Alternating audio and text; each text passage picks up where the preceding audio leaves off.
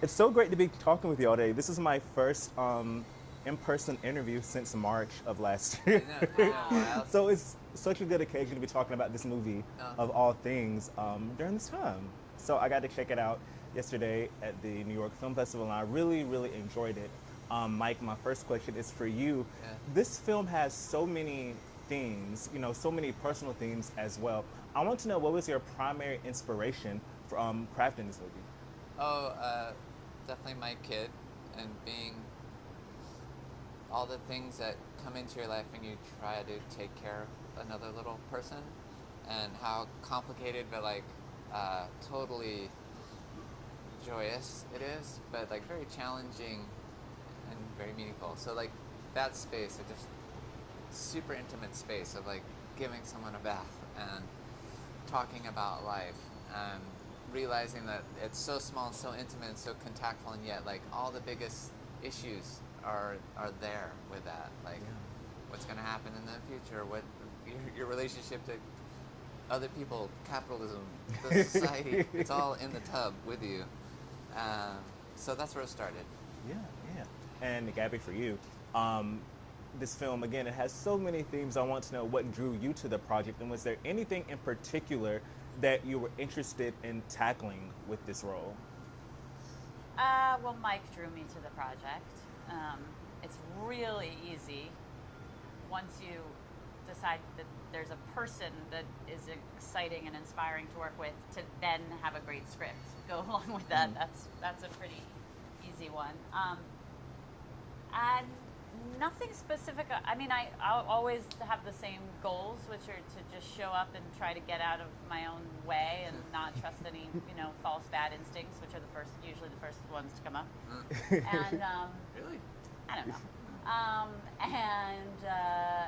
Just try to take all the tools that have been offered, the dialogue, the costume, the production design, my fellow actors, my director, the crew, and take all those tools and put them together and just try to go Yeah. without too much getting in the way. That's all. That's all you can ever do. And yeah, the more real all those pieces are, which in this case they were all very well done. The easier that task should be. So. Yeah, and some of my favorite parts of the movie, and I guess some of the most crucial parts of the movie, are the scenes between Paul and Viv. And, we don't get a lot of dialogue in those scenes. They're kind of looming in the background, but they're still such an important part of the movie and adding so much context to the story as a whole. So what was it like for you? They're so interesting because we don't know what's exactly being said, but we can kind of tell, and they're so intriguing. Yeah, so Scoot McNairy, who is just a phenomenal actor, came with so much. I mean, Mike and I had discussed this relationship a lot and his particular mental illness, if we want to call it that. And he gave me some stuff to read. And, I feel like I've known people who struggle with similar stuff. But then really Scoot just came with everything. Yeah. He had done so much work, and he's such a good actor, and we had so much fun improvising those scenes because he's excellent. That, so much information was there. Yeah. And I kept saying, like, we got to make a whole movie about these two. Yeah. Because I was just like blown away by him. It was so much fun to be in those moments with him. There was a whole world between us, just instantly. Yeah. And it's satisfying to hear you say that, because very little of it was used in the movie, which we knew was going to be the case. But it feels like it was all that work that he brought and then that we did together, just sort of infused the air and informed all the space. But it's one of the rare cases where every setup that we did is in the movie. Every shot. Oh, really? Every scene. You guys played for 15 Yes, minutes, yes. and I took 60 seconds of it. Right. But it's I was talking to Scoot about it. It's like, it's kind of interesting. Like every single shot Yeah. is in. Yeah. Yeah. Except for you looking for him at one point. But anyways. Sorry, I digress. And similarly, the most of the scenes between you and Joaquin is over the phone. They're in the phone dialogue scenes and stuff as well. How is it like building this estranged brother sister chemistry, considering those scenes are kind of in a similar vein, not the same as the scenes with Paul and Viv, but in the sense that like you're not together, but so much is being conveyed in these phone calls. Even some that's kind of like non-verbal, but also still on the phone, which is kind of interesting too. Yeah. Well, we shot the movie in sequential order. So Joaquin and I had shot together a lot. I mean, we shot almost all of our stuff that we have together, except the very end, right up front. So we had already sort of established a lot in person together. And there was a lot there between us to work with just organically, and then obviously with all this beautiful writing. So and then we actually were on the phone with each other each and every time. So if the camera was on me, Joaquin was either in another room or in a van or home somewhere but being recorded. So we were, and then vice versa. So they felt very much like real scenes, and because we'd already gotten to know each other as actors and as these characters in real life, it was easy to just translate that to the phone calls, and they were fun. Yeah, I love them. Yeah. Because you get two different locations, like as a director.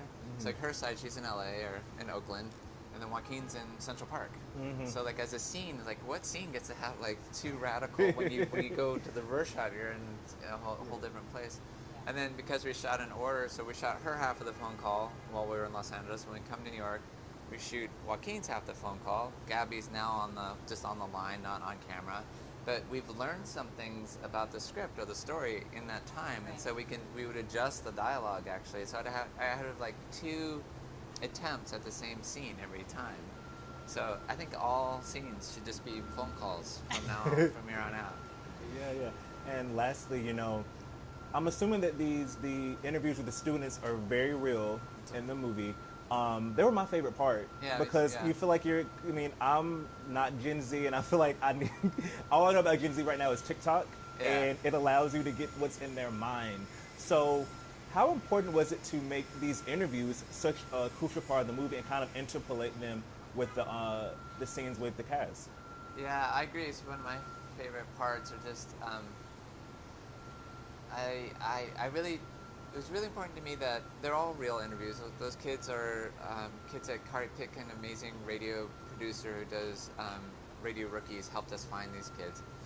They often came from really interesting schools, like the Bog School in Detroit or Homer Plessy School in New Orleans. And it had such a huge impact on the whole filmmaking process, like having these people who aren't from the film world, that we thought so much about how to treat respectfully and kindly, and not be an imposition on their life, or not manipulate or tweak them out, right? So that's a great mindset to just sort of be in all the time.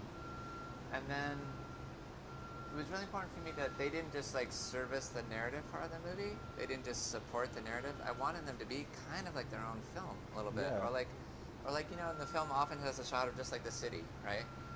Or the different cities we were in. So in a weird way, that's like when I cut to the kids, to me it's like, well, here's the kid developmental psychic city landscape shot. here's kid thinking sort of as a setting or as a landscape. I say kid, I mean young person. Yeah. We need a follow-up doc that covers just the kids. Yeah, I would love that. Yes. Well, thank you both so much for chatting with me. This is really fun, and I can't wait for everyone to see this movie. Yeah.